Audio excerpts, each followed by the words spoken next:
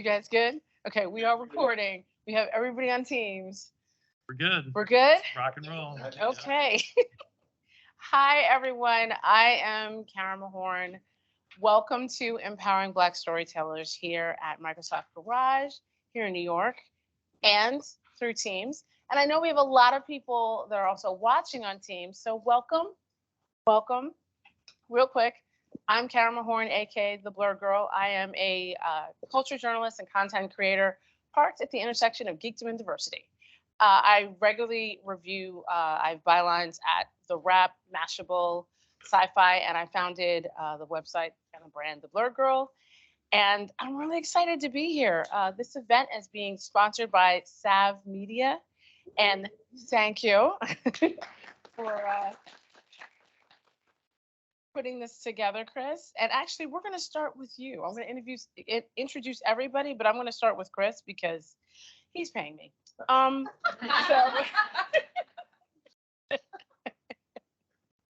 So Chris Walker, yeah, let's get him the mic. Chris, you, in addition to founding Savv Media, you've also founded Urbanime, but you also have a long history in advertising and being a actual incredible creative as well. Tell everybody about yourself and what Savv Media is about. Sure. So my name is Chris Walker. As mentioned, I'm the founder of Urbanime as well as Savv Media. So I always tell people, if you think about my career, I'm passionate about creativity and storytelling. So I was a comic book artist at Marvel in DC as a colorist for about a decade. I did Ghostface Killer's first graphic novel, Cell Block Z. Did music covers and artwork. So worked with Diddy, did the Diddy Runs the City logo with our creative team. Back in the day, if you have a CD, if you've got the Jazzmatazz 3 CD cover, we did that icon of Guru. We worked with Eminem, KRS-One. So really have been at the intersection of these things for quite a while. And so eventually even did web series. That's where I met Patrick. So we were doing, actually I met you with some of your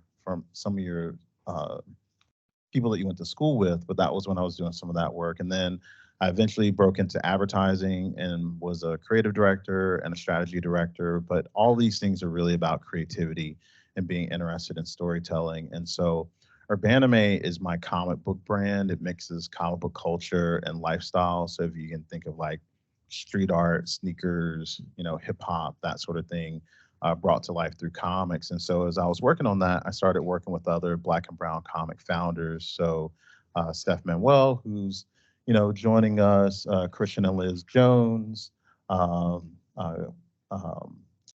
Kia, who is actually a lifelong friend of mine. I've known her and her family since we were like 16. And so what I've found is the experience that I've had between advertising, creative, all these different things, that there's this need for representation in media, but there's also a need when it comes to figuring out how to make your business model work, how to go to market, funding strategies. Black and brown founders, we traditionally have not as much access to traditional business networks. So as I started working with more and more founders, I was like, hey, there's this way that comic book media has a chance to, kind of be part of this representation in media. And so working with those founders, I have Savv Media where we can come together, we can work together, and we have a collective. So that's really the goal.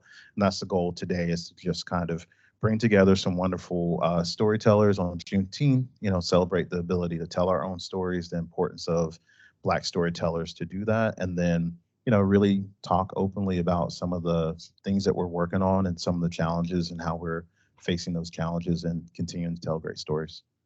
Hope that wasn't too long. It was, but it's okay. You could give the mic to Alfred. I'm messing with you. Thank you, Chris. And thank you for putting this together. And of course, thank you, Microsoft, for letting us house at Microsoft Garage. Now I'm going to briefly run through everybody's bios here first, and then from our Teams crew, I'm going to start with Alfred. Yeah, so Alfred Ojukwu, I am the Blacks at Microsoft Worldwide Chair. I am based out of here in New York. I've been at Microsoft for about 13 years and very involved with a lot of the D&I activities. I ran into Chris a couple of months ago, and we've been connected ever since, working together, put together great programming for you all. Hopefully we'll have a chance to talk about some of that today and how that relates to the Storytellers initiative. Patrick? Patrick Coker, I'm just a writer. Okay, so wait, hang a second. Exactly. Patrick Coker is actually a producer, director, and writer, best known as the executive producer and showrunner for Tales on BET, and most recently supervising producer on the hit cop drama East New York on CBS. So I'm a writer. yeah. He's a liar. Yeah. Patrick is actually one of my biggest mentors and friends. He is also a hella director. So if y'all people out there looking for a director to do your stuff, you might be able to cajole him into working for you while you can still maybe afford him. I'm Ojukwu Moore. I am a producer, a director, and a writer when I have to be. And I'm also an actor. She left out Emmy nominated, but we gonna let that go. That part. Over here on Teams, I'm gonna start with Kia. Where are you? There you are. Kia Johnson is lawyer, entrepreneur, CEO of Rainbow Me Inc. and creates products that celebrate culturally diverse main characters using tech and storytelling for kids ages 2 through 12. She's done a lot more than that, but we'll elaborate. Stephane, there you are. Stephane Manuel, or Steph, is a West Point graduate, Army vet, design and innovation expert, and founder of TrueFiktion, an education company that uses comics to teach about the history of marginalized groups. Then there's Christian and Liz. Hi. Christian and Liz are founders of Lymari Media, a comic book and media company making African history content accessible for kids and adults. Their latest work, Queen Amani Renes, Protector of Nubia, is on shelves now. And Kayla, last but not least. Hey guys. Kayla Clow is a digital video producer with over 10 years experience in news and entertainment. Based in Los Angeles, she's passionate about giving back to the community and empowering young women. Thank you all for joining us. Thank you. So we're going to be talking about all kinds of media. I'm going to start with film and TV. We're going to get into a little bit comics, and then we're going to also mix that all in with tech. But this is going to be very conversational. Let's start with Hollywood. So despite great strides being made since 2019 for more diversity, equity, and inclusion in Hollywood, according to the recent Hollywood Diversity and Inclusion Report, 2022 only saw 22% of films led by a non-white actor. What is your perspective on the state of diversity in Hollywood post-pandemic? I'm going to start here. It's just like the rest of the world. It sucks. And it's not even about how many of us are in the rooms. It's about what happens in those rooms. The story I was on, the last show I was on, East New York, which was, the cast and crew were great. Most of the producers were great, the EPs, but I found myself fighting with them not to gentrify East New York. They decided to tell a story about a Black and brown neighborhood, but were always trying to introduce white characters into that neighborhood. And I found myself fighting because I was like, I'm from Brooklyn. I know people who live in East New York. After every episode, I get calls from the people who live in East New York, from the people who work there, the cops in East New York saying, yo, Patrick, you know, that's not how it goes. I said, and this whitewashing of East New York is not, it's not cool. And it's not true. And you decided that you want to tell the story of the people of East New York. You can't bust into people and tell their stories. Just like in Friends or Sex and the City, you saw very few Black people because they weren't part of that world. And no one had a problem with that for the most part. Even though they walked down long stretches of streets in New York City where you did not see any Black or brown people in Friends or Sex and the City, where we know they exist. So the main thing is not even getting so many more of us in there, but getting us in positions where we have power to say, that ain't us. If you're going to tell our story, tell it correctly. Just to dovetail off of Patrick, like I produce a lot of television. I've done a lot of culinary. There's so many times I've worked on these culinary shows, and some of my culinary shows are like The Kitchen, Chopped, Beat Bobby Flay, where I've had to fight to get Black chefs in, Black female chefs in. Or if we're doing the episode on chili dogs, well, no, you can't give that to JB Smoove. He's a whole vegan. So, like, don't think just because it's someone Black, you have to give them the scraps. And it happens a lot. So I purposefully work on white shows to bring in as many brown, queer, female, whoever faces that I can, so that we are able to be represented in both the talent space, and then I'm doing my best as a producer to represent us in the creative and the content part of that space, because we are always left out of conversations, and then everybody wants to pick it because this happened. If we are the people that you're talking about are in the room to help make the decisions in the beginning, then you won't have to have a picket line to walk through, and you won't have to worry about being trashed on Black Twitter, because we will drag you quickly. With plenty of emojis. The follow-up question I have, and this is actually for everybody, teams included. Something I've noticed is while a lot of the films at the box office post-pandemic have returned to being majority cis-het white male led, streaming is very diverse. Do you think that segregation of the medium is on purpose? Yes. Ain't no residuals in streaming. I'm part of WGA right now, and we're on strike. And one of the main reasons is that there are no residuals. While WGA, Writers Guild of America, so we're on strike. And part of the reason is when you're on a network show, most writers and actors make their living not off the work they do, but off the residuals of the work they do. Every time it's shown on TV, they get a check. My checks for residuals on a network show, first time it's shown, is $24,000 per episode, right? For streaming, it might be $1,700 for the year, no matter how many times they show it. Because the streamers are not transparent in their numbers. Like, you can't tell me what shows are the most popular on streaming, because they don't give out that information. And one of the reasons they don't give out that information is one of the things we found out, the Writers Guild of America has found out, is that most of the shows that you think are popular, the real, like the shows that win awards on streamers, most people don't watch those.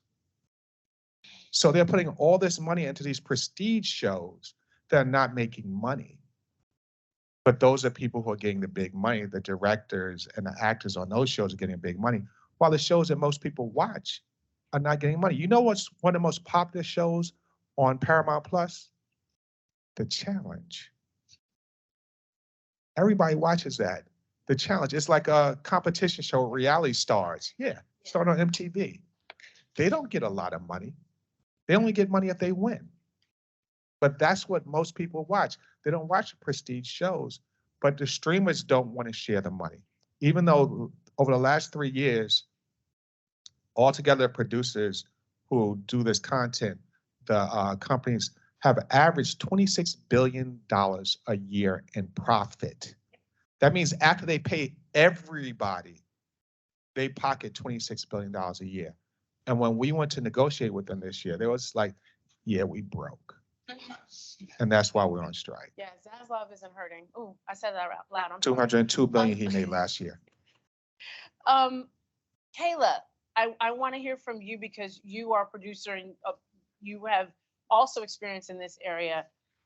What is your take on how Hollywood looks right now, and especially for Black women producers? On a digital space, on a digital perspective of covering stories that are diverse, I was just thinking about the film Honk for Jesus with Sterling K. Brown. And just the coverage of that kind of story. And I think there's a scene with Sterling and Regina Hall, where they're singing this crime mob song. I can't remember. Nuck It's If You not. Buck. Nuck If You Buck. Because I asked that question. I'm like, how did you get Sterling K. Brown to actually rap Nuck If You Buck, like the whole verse? And I think they talked about how that song, they kind of had to look it up beforehand because they weren't familiar, which is fine, right? But when it comes to covering that kind of story, I think from a media perspective and just, it's so important to have Black representation on these red carpets, and someone that isn't going to ask them a question specifically related to, it doesn't have to be related to Nuck If You Buck. Like, you know, it's such a wide ranging, and honestly, it's so interesting. And I think the point I'm trying to make is, just because this story is rooted in Black culture, you don't need to make the questions, and you don't need to try to grab a narrative based on Black culture, because we're just Black people, right? I think, and trying to target us and trying to pinhole us into what you think you want to hear from us and what you think is gonna make this click, and just talk to us as Black people, right? Because these actors and they're doing their jobs, but they're also representing themselves, representing their families. And I want to make sure that we're having fun with it, and the people that are on the ground are also just telling authentic and truthful narratives.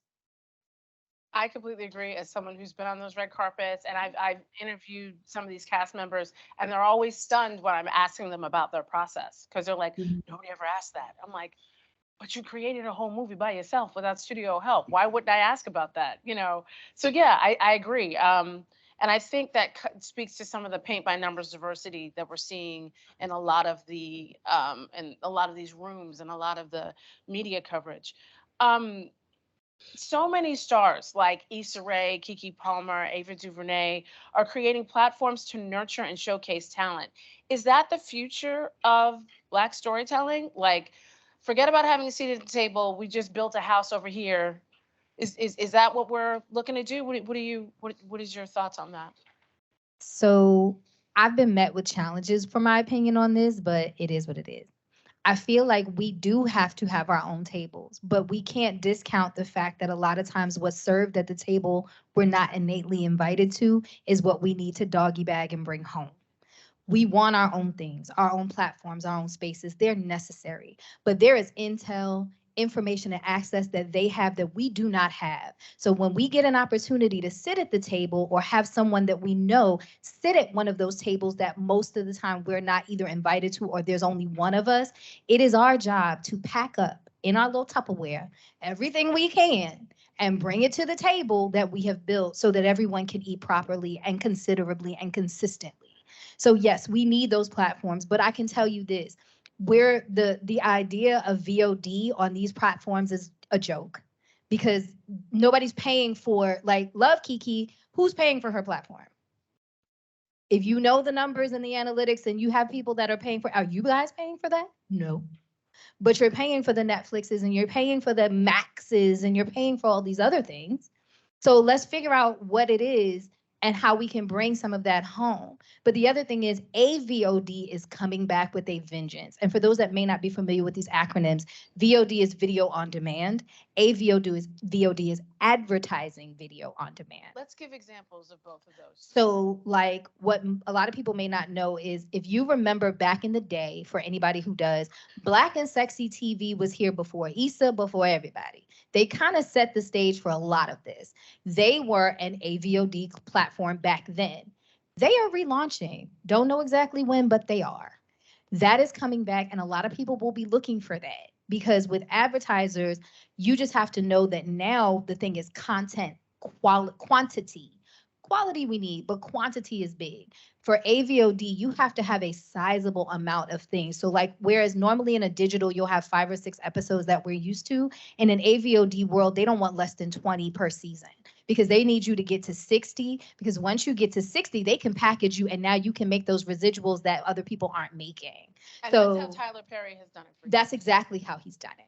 So you know, we need the platforms, but if we don't get out and learn how these other places are working, we won't know how to then expand ourselves. So we have to be reminded that both spaces are necessary for us as creatives of color, specifically Black creatives, but creatives of color, period.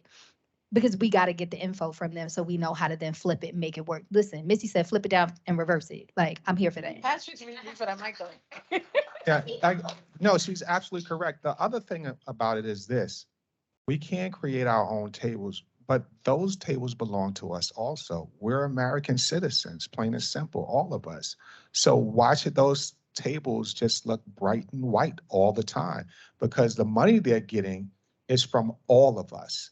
But one of the main problems in the rooms, though, and one of the problems I have with the diversity inclusion whole system is they act like you should be happy that you're in the room.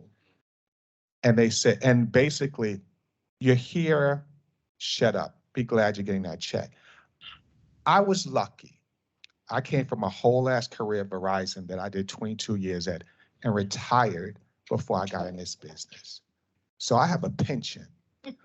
So my opinion, you're gonna hear it because I'm used to being lower middle class and I can go back to that any day, any day. So when I see you doing some BS, I'm gonna call you on it. And now that I'm an upper level writer, I'm a supervising producer, I'm definitely gonna call you on it because my thing is you hired me to help you make the show better.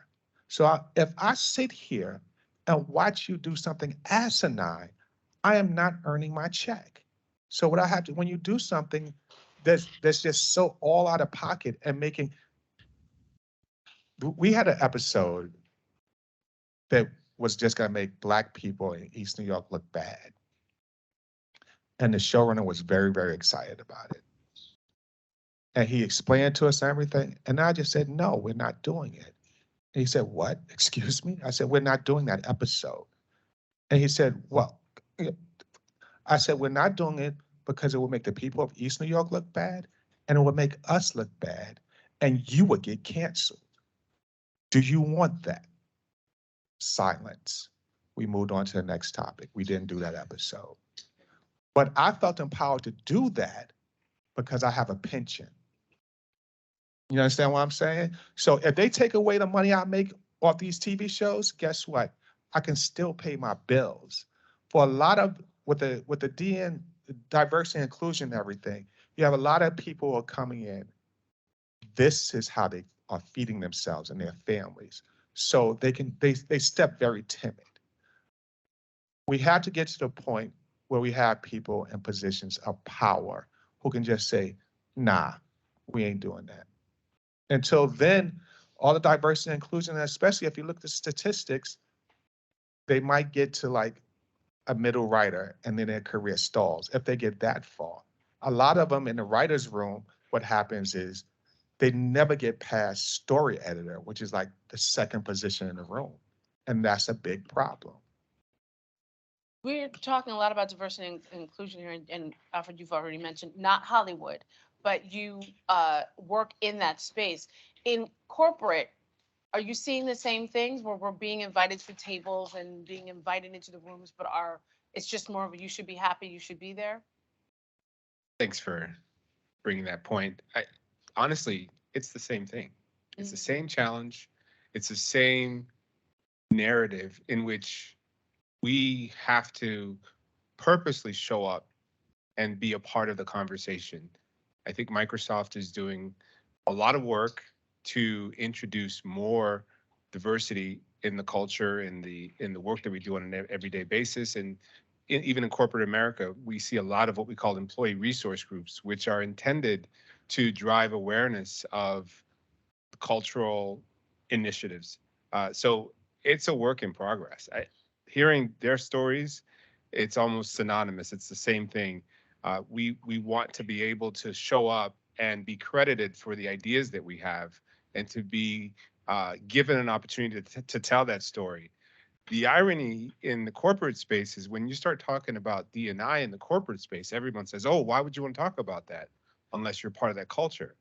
And so we have to continue to step up and say, we are part of the corporate world. We want to hear about diversity. We want to have sessions like this that bring up these topics so that we can really step up and show and tell that story, tell that narrative that we want to bring to the table.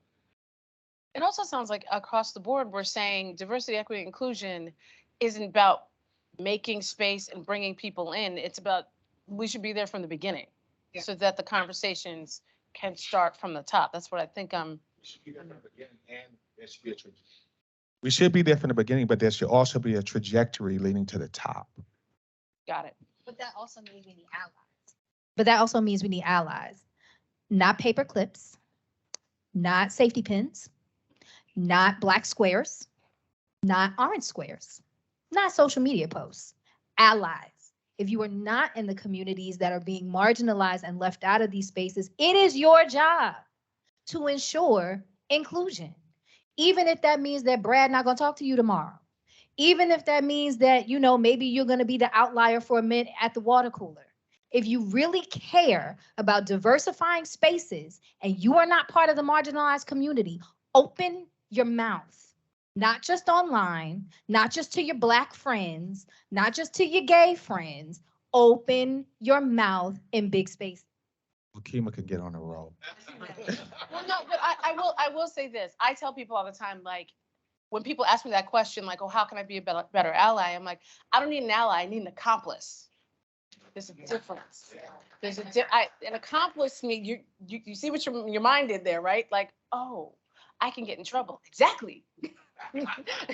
And also, what we're talking about is the most American thing possible, bringing more people in and making the country better.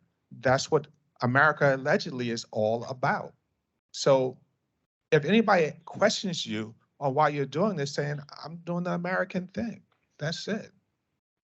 I want to jump back. We mentioned I mentioned some of the leaders earlier that are making their own spaces. I mentioned Issa Rae. Speaking of her, Prentice Penny, who was her showrunner on Insecure, has already developed a comic book imprint and is turning some of that IP into shows and movies and things like that. So, talking to the comic book creators in the room, is expanding the IP of your graphic novels into other mediums something that you're all trying to do? Chris, I'm going to start with you, and then I'm going to go to some of our friends on Teams.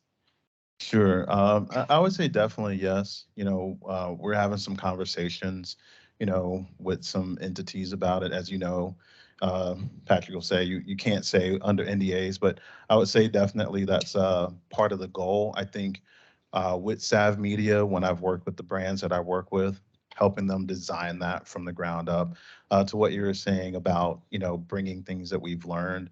You know, that was part of the reason why I got into advertising. You know, everybody's like, hey, why can't a brand pay for my show? And I'm like, but we don't know how a brand pays for a show or why a brand pays for an activation. But having worked in advertising, I do understand, you know, I've pitched it, I've done that. And so I really try and bring it to those that I work with.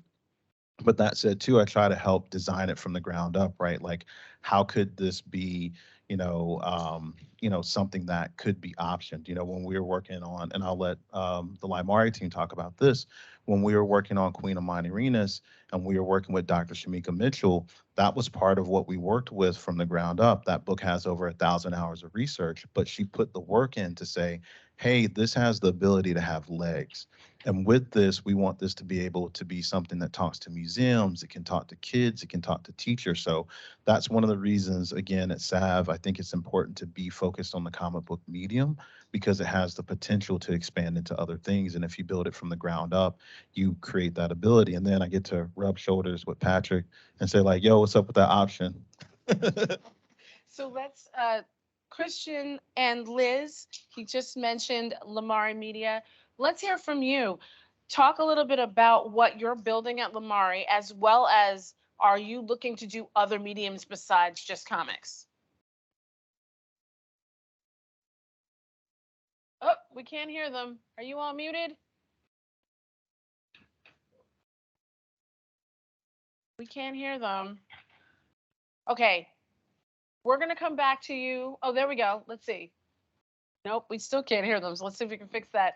While we're working on you, Steph, let's hop to you real quick. Can you hear me? Yep, we can hear you. Steph, Uh, tell us a little bit about TrueFiktion and what your company does with comics and whether or not you're trying to expand to other platforms. yeah, so my company, TrueFiktion, we use comic books to teach about the untold stories of marginalized groups. And we create a lot of the stories that you generally wouldn't see in a US history textbook. So the stories that are probably most likely being banned in Florida at the moment. And we also co-create content with partners. So we work with teachers and students and university historians to bring, either their local history or their research to life.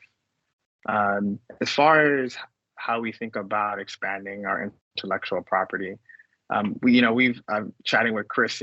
We've talked about, the possibility of optioning some of our IP one day, but for us, we're very much an education company that makes comic books. So when we think about leveraging our IP, it's more around how can we take a comic book based experience and bring it into like an AR or VR experience for students in the classroom, and or how are you using the psychology around how the human brain processes images and text to kind of understand that and use our comic books to kind of help students do critical thinking. So our eventual goal when we think about leveraging the IP is like, how do we use comic books to get students to be smarter? And specifically, how are we using comic books to get students of color smarter as far as increasing their ability to critically think about their culture, their history, and also get them to higher level reading standards faster. That's incredible. Kia, I know your company does something similar. Let's make sure we can hear Kia. Can you hear me okay? Yep, we can hear you. Awesome. Tell us a little bit about Rainbow Me. And I know you're working with different forms of technology. Tell us how you're incorporating that into your comics and your media.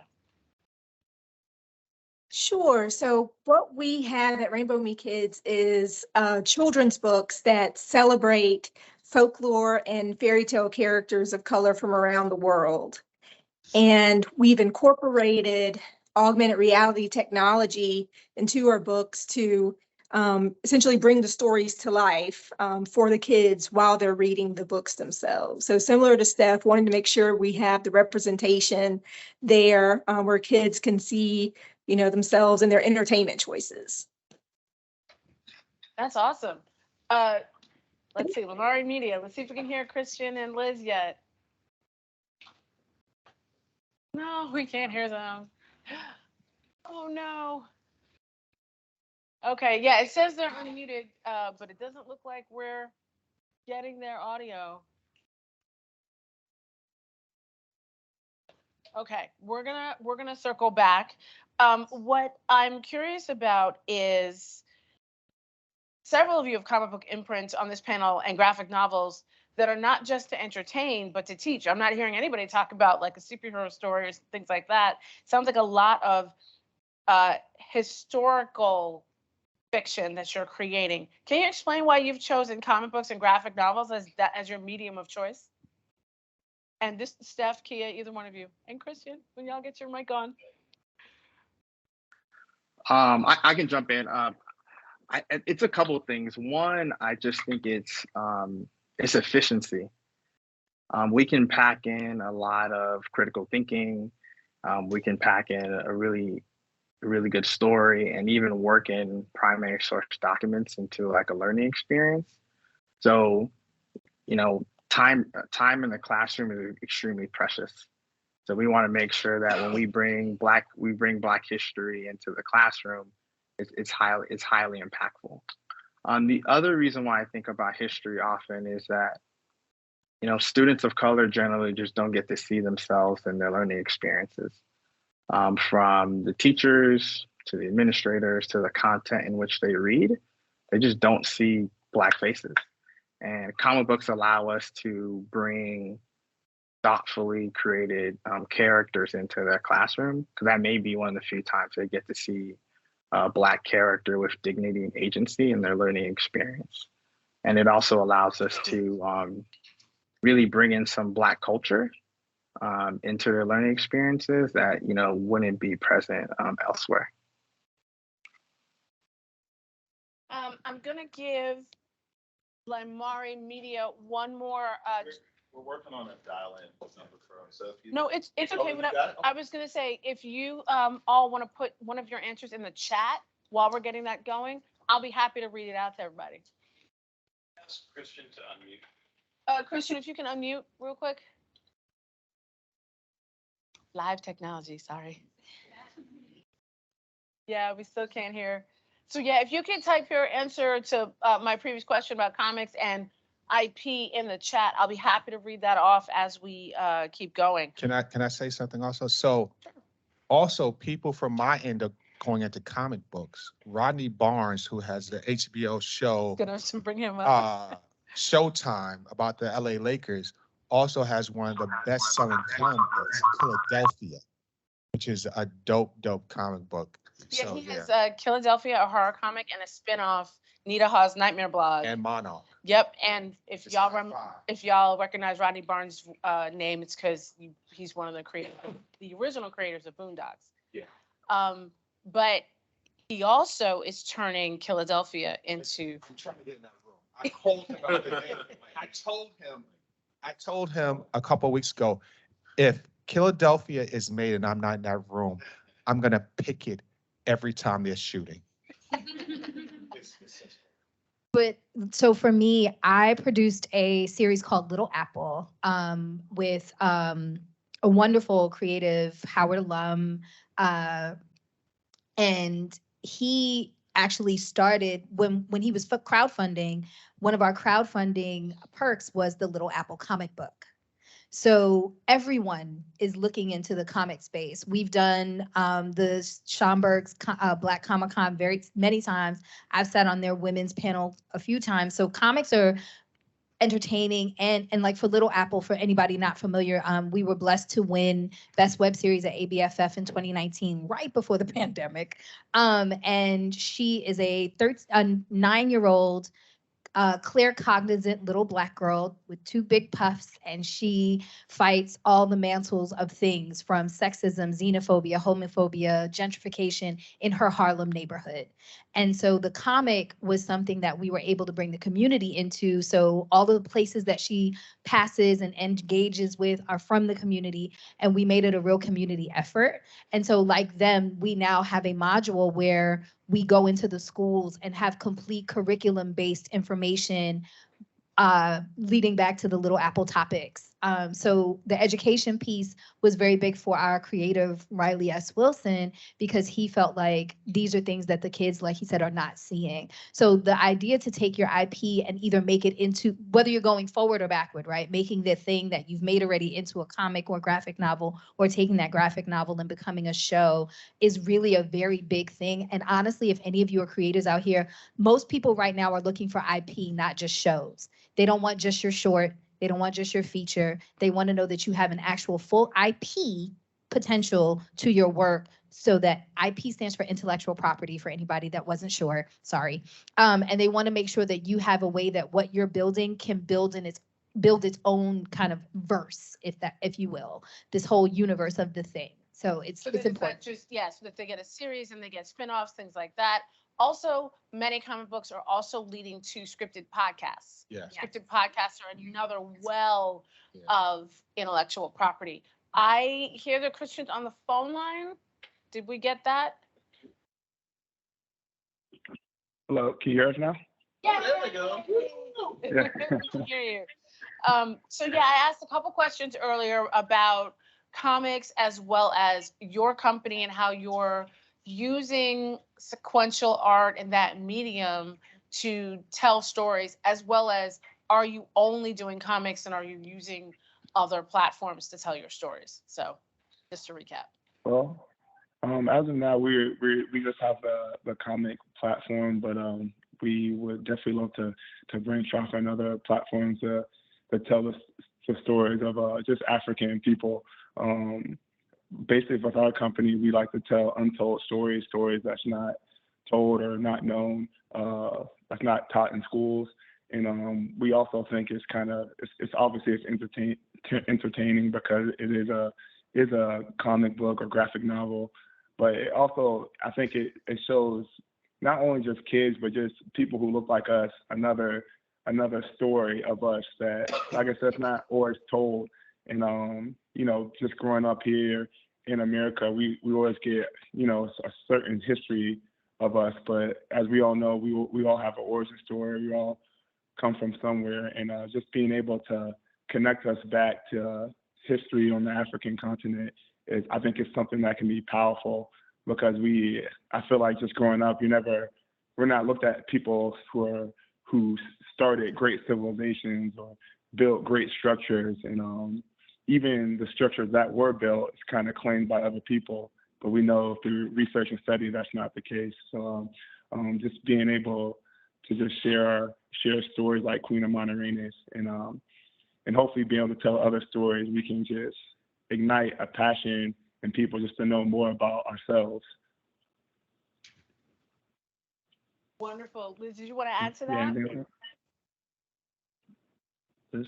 Yeah, I mean, I think, like you said, as of right now, we just have the graphic novel out. But I think if we can just, if Lymari Media can just be a platform to tell any Black or African American stories, we're open to doing that. And our goal from the get-go was always to be a multimedia company, and to be able to tell our stories on a variety of platforms, for sure. Wonderful. I'm glad we were able to finally hear from you. Sorry about that. Can I add something to that? I think Sure. I love the message that Liz, you and Chris and Liz have. I think it's important. Chris, I'm going to keep pushing you on this. Is we've got to build this into our curriculums in the corporate space. We've got to build it into our curriculums in the education space. We've got to make it much more front and center, so that it's not just an idea or something that someone happens to do, but it becomes part of what we talk about on an everyday basis. So, I mean, hopefully that's one of the challenges we come out of this is, how do we make this more mainstream so that it's not an idea, but it's actual what we do every day and what we live every day. One of the things I wanted to bring up was also the digital space with storytelling, because we have seen more comic books and graphic novels specifically centered around Black, brown, and queer stories banned in the last year than we have in the last decade. So is the digital space, let me back up a little bit, very few of what was banned was digital. They were physical. So is the digital space now the safest place for us to be telling our stories and continuing these diverse conversations? I would say, Sorry. no, go ahead, Kayla. You are more in digital than I am, so I definitely want to hear from you. I think you definitely have more freedom to kind of, in a certain realm of speaking of how you really tell your story, and trying to think of, I can't speak to comics specifically, but just in terms of, from a personal perspective, I see more opportunities to create a series I've always wanted to try, and just see how well it does, whether that's on YouTube or you're partnering with a brand to try that out. I think there's definitely more opportunities than broadcast, in my perspective, because I think there's more of an experiential, the experiential risk, there's a bit more freedom there to try it. And then I guess depending on how well it does in those spaces, it's like, okay, well, can we take this to a broadcast TV realm? And I agree. I think there are inherent challenges to digital. I think what we're seeing with like Facebook and Google really controlling, digital advertising, right? So, I think we've all felt this as, founders inside of Savv. You can make great work, but then, you know, getting people to get in front of that work and see it, and when the algorithms change, right?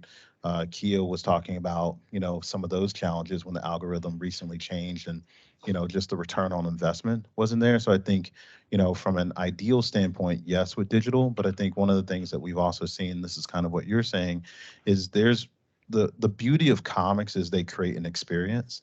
And so that experience can be, it can start with a published comic.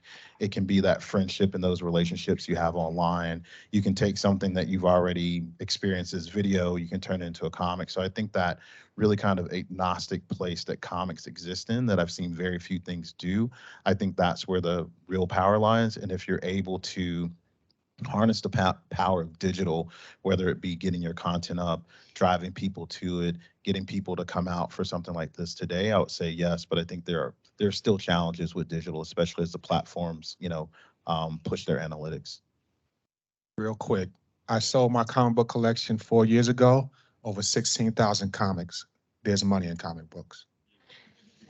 As someone who produces a lot of digital and branded content for other companies, I would say if you're gonna go digital, do it because you're trying to get it out there, but it's not necessarily a money grab, right? What I get paid to make digital for major people like a Netflix, whoever, is a tenth of what I get paid to make for, you know, broadcast work or physical copy of things. So understand that if you're gonna go digital, it's a great way, like she said, to litmus test your information and your idea and your creative, but it is not a place where you're going to get sustainable money all the time. And even if you partner with a brand, the money was small before the pandemic. It's even smaller now. They want you to make these $50,000 shows with $5,000, and it's not really good. So I will say that if you're going to take your stuff to digital, be sure that you are dealing with an agency or someone who can bid your project properly.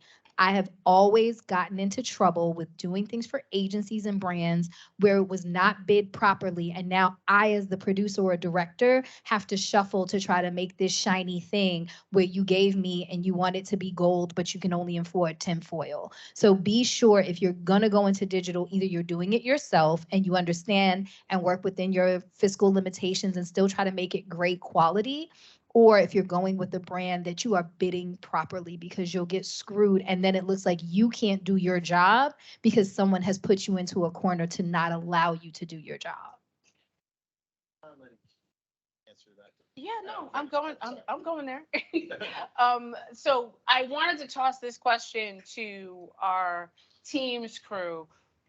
What advice do you have for creators that are trying to create in these spaces, whether or not it's comics, whether or not it's prose? Should they do digital? Should they do print? Because so many of you that are in teams here have your own publishing houses. What are your thoughts on this? Kia, did I see you pop up there?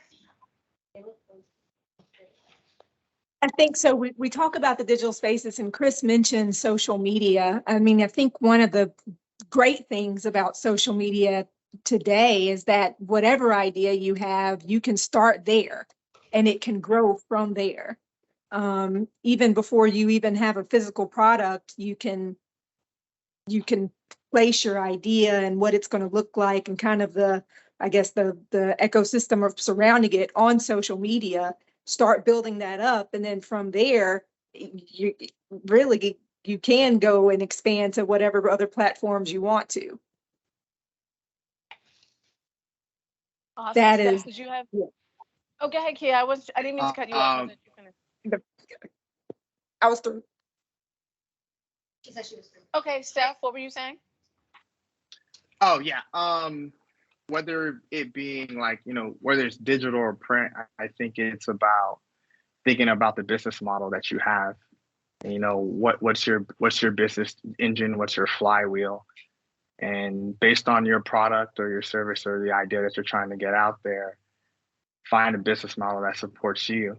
So in our case, we don't spend a lot of time doing digital work because we spend a lot of time on partnerships. So what we'll do sometimes is we'll work with a university to make a comic book, or a charter school to make a comic book on a local history story.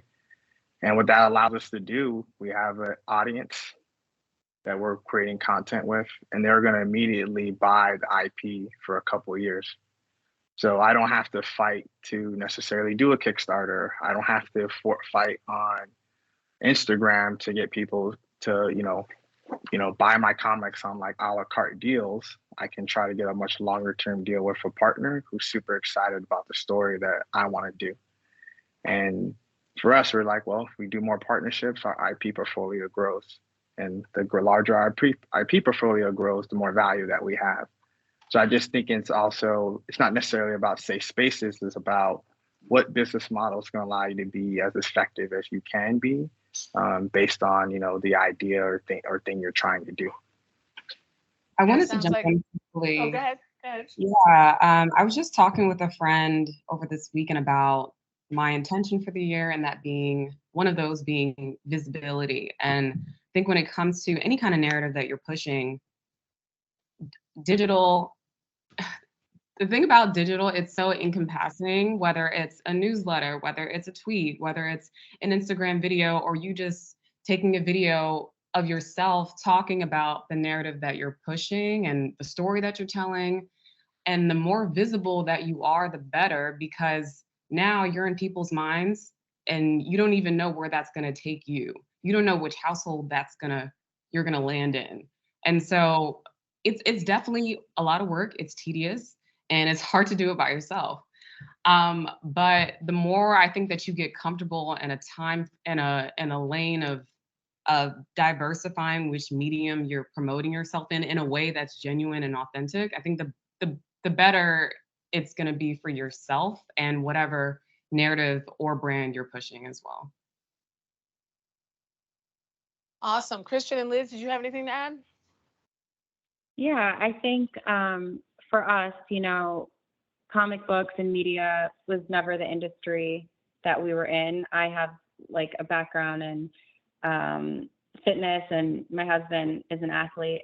So it was a scary space for us to enter into, and we still have no idea what we're doing. But I think the advice that I would have is just to make sure that you're connecting with the right people and building the right team around you that is just as passionate about the project as you are. What would you say? Yeah, I will agree with that. I'll say just for me, my background is being an athlete, but I'm also very passionate about my history and where I come from, and I know there's other people that feel the same way. And just being able to have a team that understood that and felt the same way about what we were trying to do, it's still hard, but it made it easier to kind of continue and give you the courage to keep going forward. And on top of the the digital platforms, like for me personally, Liz my wife would probably punch me for saying this, but I'm so passionate about history. I think it's something that people should know, because history kind of tells you who you are, where you can go, and the things that were accomplished in the past, and it's a part of your DNA. So for me, telling these stories, I feel like people should know this. So I'll go to school and just talk to kids and give it away for free if I could. But yeah, I think just having just a team that just supports what you do and just encourage you to keep going is very important, at least for us. That's incredible. Thank you so much. We are right at 2:30, and I don't want to push us anymore because I don't think we have time for Q&A. But I want to make sure that everybody here has a chance to tell everybody out there where they can find you and your products. So we're going to start at the end here, Alfred. Well, I don't have a product. I'm just glad that they're here with Microsoft, sharing the story. We want to hear this story more often. And we also have a summer mentorship program. We'd love to invite the teams, the folks that are doing storytelling, to meet with these students. We have over 140 students throughout the U.S. that do different curriculum, and it'll be an opportunity for them to learn at an early age in high school what it means to start a career, how to build these sort of programs, whether it's digital or online or, or on media. I'd love to see that happen. So again, I'm on LinkedIn. I know I'm part of the panel. I'm really here to drive the initiatives that these folks have. This story is amazing. I hope we're able to bring you guys back again and hopefully put some funding behind that. Yeah, that part. And they've been great. I want to say thank you to Microsoft and Blacks at Microsoft, BAM, and just Mike Pell for the space with Microsoft Garage. He's always been very welcoming for us to have these conversations. As far as, what I'm working on, Urbanime, so it's URBANIME, urbanime.com, same thing on socials, and then just really starting this kind of Savv Media mission. So it's SAVV .media on Instagram, and you can go to savvmedia.com. But the goal is to have more of these conversations and, really to raise the profile of the comic creators that we're working with so you can hear more about them. And always to hang out with Patrick. We're going to do a comic book together too. Where can you find me? You can find me on the Writers Guild of America's picket lines right now, because that's what I do 4 to 6 hours a day until we're back at work with a fair contract. You can find me on social. All my socials are the same. Okema T Moore on Twitter, on Instagram. Okay, my bad. OKEMA T Moore, MOORE. And I'm excited about linking with these creatives because everybody's got something that I'd love to connect dots for. So awesome. Thank you. Thank you. Kayla, tell everybody where they can find you and hear some of your author interviews and things like that. Sure. You can follow me on Instagram _ Kayla C, KAYLA letter C. You can also follow me on LinkedIn, Kayla Clough. And yeah, I'd love to connect. Steph, where can we find you and learn more about your book? You can find us at TrueFiktion.com, TrueFiktion.com, and it's the same on Instagram. And I'll post something in the chat as well. Awesome. Kia, where can we find you? Yes. So our awesome books first introduces folklore and fairy tale characters from A to Z. O is for Oshun. And our second book, How Kofi Amiro Became the Hero of Amiro, are all on rainbowmekids.com. The augmented reality works with an app that you can get on the Google Store, as well as the Apple Store, the App Store. And all of my socials on Instagram, Facebook, and Twitter is rainbowmekids.com or at rainbowmekids. Wonderful. And Liz and Christian, where can we find you? Yeah, you can find our graphic novel, Queen Amanirenas, Protector of Nubia, on our website, lymarimedia.com. That's LYMARI media.com. And all of our socials are at Lymari Media. Awesome. And I'm Karama Horne, aka the Blurred Girl. You can find me all over the interwebs, THEBLERDGURL. And please, I wrote a book for Marvel called Protectors of Wakanda, History and Training Manual of Dora Milaje. It's the origin story of Dora Milaje. And I also wrote my first comic book for Marvel back in February, Wakanda Forever, the story about T'Challa. So if you're at the comic book shop, please pick that up. So thank you all so much for joining us. Thank you, Savv Media, for inviting us all, putting this all together. Thank you, Chris. And thank you so much to Microsoft Garage for helping us manage all this tech and being this beautiful space here in New York. Enjoy Juneteenth, everybody. Enjoy Freedom Day. Yeah, thank you so much for coming. You can stay for a bit if you want. We'll make sure that you get something to drink. Restrooms down the hallway. There's giveaways on the table too. If you want a water bottle, so hot out today. Please grab one. If there's not enough, we'll get you more. Thank you so much for coming. Please come back. Get those giveaways too. Otherwise, thank